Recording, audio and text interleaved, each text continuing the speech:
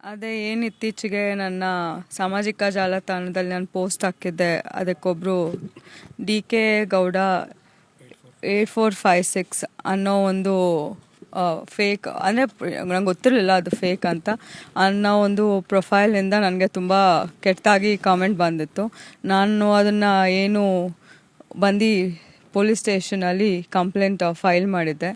ಇವತ್ತು ಅದು complaint file ಮಾಡಿದ್ನ ಮೊನ್ನೆ, ಈಗ ಒಂದು 3-4 ಡೇಸಿಂದನೂ ಬಂದಿದ್ವಿ. ಅದು ಇನ್ನೊಂದು ಸ್ವಲ್ಪ ವೆರಿಫಿಕೇಷನ್ ಬೇಕಿತ್ತು ಅಂತ ಅದು ಎಲ್ಲ ಮಾಡಿ ಅವರು ನ್ಯಾಯಬದ್ಧವಾಗಿ ಪೊಲೀಸವರು ತನಿಖೆ ನಡೆಸಿ ಇವತ್ತು ಒಂದು ID-ಯಿಂದ ಇದರಿಂದ ನನಗೆ ಆ ಕಮೆಂಟ್ ಬಂದಿದೆ ಅಂತ ನಮಗೆ ಮಾಹಿತಿ ಕೊಟ್ಟಿದ್ದಾರೆ. ಅಂದರೆ ಆ ವ್ಯಕ್ತಿ ಅಕೌಂಟ್ ಅಲ್ಲ, ಅದು ಇನ್ನೊಬ್ಬರು ವ್ಯಕ್ತಿ ಆ ಹೆಸರಲ್ಲಿ ಫೇಕ್ ಅಕೌಂಟ್ನ ಕ್ರಿಯೇಟ್ ಮಾಡಿಕೊಂಡು ನಮಗೆ ಕಮೆಂಟ್ ಮಾಡಿರೋದು. ಅದಕ್ಕೋಸ್ಕರನೇ ಇವತ್ತು ಮೀಡಿಯಾ ಮುಂದೆ ಬಂದಿದ್ದು ಕಾರಣ, ಅಂದರೆ ಪೊಲೀಸ್ ಅವ್ರ ಹತ್ರ ನಾವು ಸ್ಟ್ರಿಕ್ಟಾಗಿ ಆ್ಯಕ್ಷನ್ ತೊಗೊಬೇಕು ಅನ್ನೋ ಕಾರಣನೇ ಇದು. ಬಿಕಾಸ್ ನಾನು ಮಾಡ್ತಿದ್ದೆ ಸಮಾಜಮುಖಿ ಕೆಲಸ, ನಾನು ಮಾಡ್ತಿದ್ದ ಕೆಲಸಕ್ಕೂ ಅಲ್ಲಿ ಬಂದಿದ್ದ ಕಮೆಂಟ್ಗೂ ಒಂದಕ್ಕೂ ಸಂಬಂಧನೇ ಇರಲಿಲ್ಲ.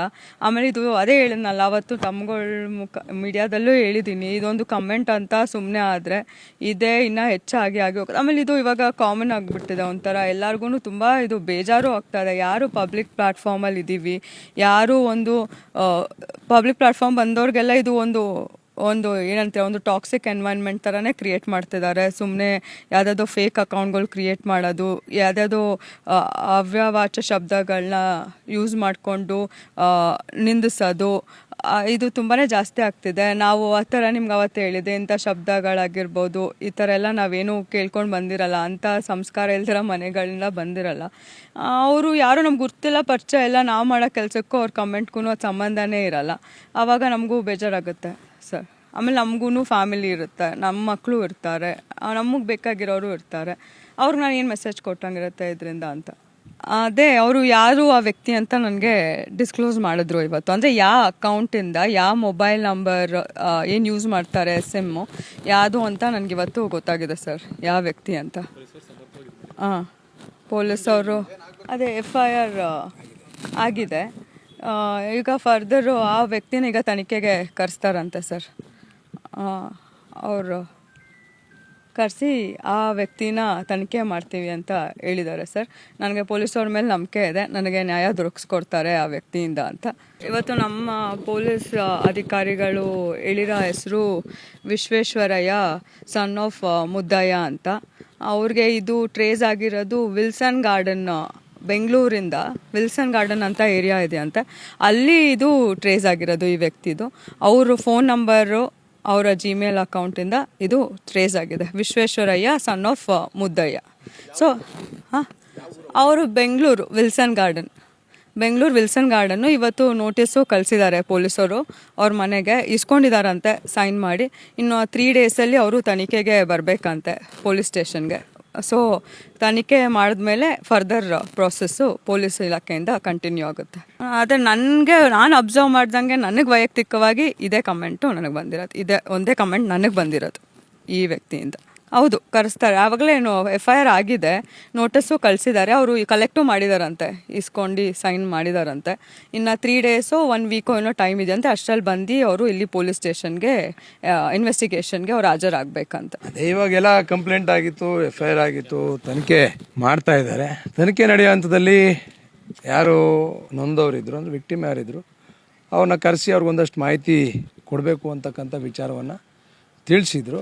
ಅದಕ್ಕೆ ಈ ದಿನ ನಮ್ಮ ಪತ್ನಿಯಾದಂಥ ವರ್ಷ ಅವರು ಸಹ ಬಂದು ಇವತ್ತು ಅವ್ರಿಗೆ ಪೊಲೀಸರಿಗೆ ಏನು ಮಾಹಿತಿ ಬೇಕಿತ್ತು, ಜೊತೆಗೆ ಇವ್ರಿಗೇನು ಮಾಹಿತಿ ಕೊಡಬೇಕಾಗಿತ್ತು ಅದನ್ನು ಕೊಟ್ಟಿದ್ದಾರೆ. ಆ ವ್ಯಕ್ತಿ ಇವತ್ತು ಡಿ.ಕೆ. ಗೌಡ 8456 ಅಂತ ಒಂದು ಫೇಕ್ ಅಕೌಂಟ್ ಕ್ರಿಯೇಟ್ ಮಾಡಿದರು. ಬಹುಶಃ ಇದನ್ನು ಅವರು ಕಾನೂನು ಪ್ರಕಾರವಾಗಿ ಅವ್ರ ವಿಕ್ಟಿಮ್ಗೆ ಮಾತ್ರ ತಿಳಿಸ್ಲಿಕ್ಕೆ ಸಾಧ್ಯ. ಅದನ್ನು ಬಹುಶಃ ಯಾವ ವ್ಯಕ್ತಿ ಅಂತ ಅವ್ರಿಗೆ ಹೇಳಿದ್ದಾರೆ. ಈಗ ವ್ಯಕ್ತಿ ವಿಚಾರವನ್ನು ನೀವು ಈಗಾಗಲೇ ಅವರು ಹೇಳಿದ್ರು, ವ್ಯಕ್ತಿ ವಿಚಾರ ಅವರೇ ಹೇಳ್ಬೇಕೀಗ, ಯಾಕಂದರೆ ವಿಕ್ಟಿಮ್ ಅವರೇ ಇರೋದ್ರಿಂದ ಅವ್ರಿಗೆ ಹೇಳಿರೋದು. ಈ ರೀತಿಯಾದಂಥ ಪದಗಳಲ್ಲಿ ಯಾವುದೇ ಒಬ್ಬ ಮಹಿಳೆಗೆ ನಿಂದಿಸಿದಂಥ ಸಂದರ್ಭದಲ್ಲಿ ಅವ್ರಿಗೆ ಕಡ್ಡಾಯವಾಗಿ ಪಾಠ ಕಲಿಸ್ತಕ್ಕಂಥ ಕೆಲಸವನ್ನು ಮಾಡಬೇಕು. ಮುಂದೆ ಅವರೊಬ್ಬರೇ ಅಲ್ಲ, ಯಾರೂ ಸಹ ಈ ರೀತಿಯಾದಂಥ ಅವಾಚ್ಯ ಶಬ್ದಗಳನ್ನು ಬಳಸಿ ಮಹಿಳೆಯರನ್ನೂ ನಿಂದಿಸಬಾರ್ದು, ಯಾರಿಗೂ ಸಹ ಈ ರೀತಿಯಾದಂಥ ಪದಗಳನ್ನ ಬಳಸಬಾರ್ದು ಅಂತಕ್ಕಂಥದ್ದು ನಮ್ಮೆಲ್ಲರ ಒತ್ತಾಯ. ನಾನು ಸಹ ಸಾರ್ವಜನಿಕ ಜೀವನದಲ್ಲಿ ಇದ್ದೀನಿ. ಇವತ್ತು ಈ ಸೋಷಿಯಲ್ ಮೀಡಿಯಾ ಯಾವ ರೀತಿ ಆಗ್ಬಿಟ್ಟಿದೆ ಅಂತ ಹೇಳಿದ್ರೆ ಎಲ್ಲರಿಗೂ ಫ್ಯಾಷನ್ ಆಗಿದೆ. ಬಹುಶಃ ಎಲ್ಲೋ ಯಾವುದೋ ಊರಲ್ಲಿ ಕೂತಿರ್ತಾರೆ, ಯಾರಿಗೂ ಸಂಬಂಧಗಳಿರಲ್ಲ, ಏನೂ ಇರೋದಿಲ್ಲ, ಎಲ್ಲೋ ಕೂತ್ಕೊಂಡು ಯಾರೋ ಮಾಡ್ತಾ ಇರ್ತಕ್ಕಂಥ ಕೆಲಸ ಕಾರ್ಯಗಳಿಗೆ ಅದು ಪಾಸಿಟಿವ್ ಇರ್ಬೋದು, ನೆಗೆಟಿವ್ ಇರ್ಬೋದು. ಬಹುಶಃ ನಾವು ಪಾಸಿಟಿವ್ನೇ ಹಾಕಿ ನೆಗೆಟಿವ್ ಹಾಕಿ ನಾವು ಯಾರಿಗೂ ಸಹ ಹೇಳಲಿಕ್ಕೆ ಸಾಧ್ಯ ಇಲ್ಲ. ಆದರೆ ಎಲ್ಲವೂ ಸಹ ಸ್ಪರ್ಧಾತ್ಮಕವಾಗಿರಬೇಕು.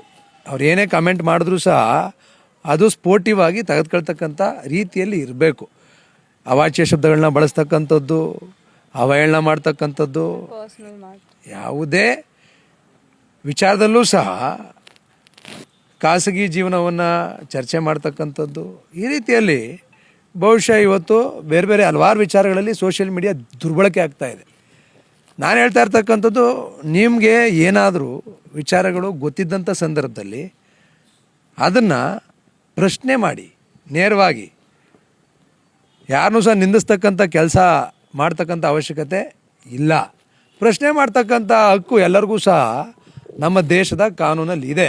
ವಿಶೇಷವಾಗಿ ಸಾರ್ವಜನಿಕ ಜೀವನದಲ್ಲಿರ್ತಕ್ಕಂಥ ನಮ್ಮಂಥವ್ರಿಗೆ, ಆಯ್ಕೆಯಾಗಿರ್ತಕ್ಕಂಥ ಚುನಾಯಿತ ಪ್ರತಿನಿಧಿಗಳಿಗೆ ಪ್ರಶ್ನೆ ಮಾಡ್ತಕ್ಕಂಥ ಹಕ್ಕನ್ನು ಪ್ರತಿಯೊಬ್ಬ ಸಾರ್ವಜನಿಕನಿಗೂ ಸಹ ನಮ್ಮ ನೆಲದ ಕಾನೂನು ನಿಮಗೆ ಹಕ್ಕುಗಳನ್ನು ಕೊಟ್ಟಿದೆ. ಪ್ರಶ್ನೆ ಮಾಡಿ, ನಿಂದಿಸ್ತಕ್ಕಂಥ ಕೆಲಸ ದಯಮಾಡಿ ಮಾಡಬೇಡಿ. ವಿಶೇಷವಾಗಿ ಮಹಿಳೆಯರನ್ನ ತುಚ್ಛವಾಗಿ ಕಾಣ್ತಕ್ಕಂಥ ಪ್ರವೃತ್ತಿಯನ್ನು ದಯಮಾಡಿ ತಲೆಯಿಂದ ತೆಗೆದುಹಾಕಿ, ಗೌರವಯುತವಾಗಿ ಪ್ರಶ್ನೆ ಮಾಡಿ, ಗೌರವಯುತವಾಗಿ ನಡ್ಕೊಳ್ತಕ್ಕಂಥದ್ದನ್ನ ಎಲ್ಲರೂ ಸಹ ಕಲಿಬೇಕು. ನಾನೊಬ್ಬನೇ ಅಲ್ಲ, ನಮ್ಮ ಭಾರತ ದೇಶದಲ್ಲಿ ಇವತ್ತು ಪ್ರತಿಯೊಬ್ಬ ನಾಗರಿಕನ ಕರ್ತವ್ಯ ನಾವು ಬೇರೆಯವ್ರಿಗೆ ಗೌರವವನ್ನು ಕೊಡಬೇಕು. ಕೆಟ್ಟದಿದ್ರೆ ಅದನ್ನ ಖಂಡಿಸೋಣ.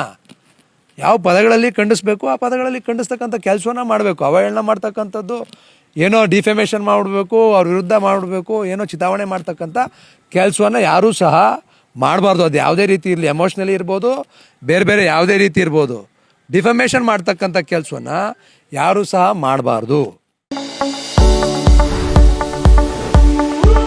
ಎಲುಬು ಕೀಲುಗಳ ನೋವಿನಿಂದ ಬಳಲ್ತಿದ್ದೀರಾ? ಯಾವುದಾದರೂ ಕಾಯಿಲೆಗೆ ಆಪರೇಷನ್ ಮಾಡಿಸಲು ಪರದಾಡ್ತಿದ್ದೀರಾ? ಡೋಂಟ್ ವರಿ, ಲೋಕಾಪುರದ ಸಾಯಿ ಮಲ್ಟಿ ಸ್ಪೆಷಾಲಿಟಿ ಆಸ್ಪತ್ರೆಗೆ ಬನ್ನಿ.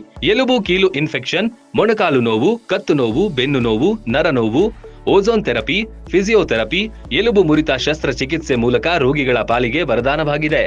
ಅಪೆಂಡಿಕ್ಸ್, ಕಿಡ್ನಿ ಸ್ಟೋನ್, ಮೂಲವ್ಯಾಧಿ, ಹೊಟ್ಟೆ, ತಲೆನೋವು, ಥೈರಾಯ್ಡ್, ಲಿವರ್ ಸಮಸ್ಯೆ, ಕರುಳು, ಹರ್ನಿಯಾ, ಗರ್ಭಕೋಶ, ರಕ್ತನಾಳ, ಡಯಾಬಿಟಿಸ್, ಪಿತ್ತಕೋಶ, ಸ್ತನ ರೋಗ, ಗ್ಯಾಂಗ್ರೀನ್ ಸೇರಿ ಹಲವಾರು ಕಾಯಿಲೆಗಳಿಗೆ ಇಲ್ಲಿದೆ ಉತ್ತಮ ಚಿಕಿತ್ಸೆ.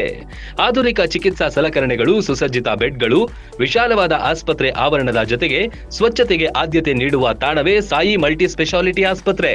ಸ್ಥಳ Srinivasa Kalyana Mantapa road, bus stand ಹತ್ತಿರ, ಲೋಕಾಪುರ.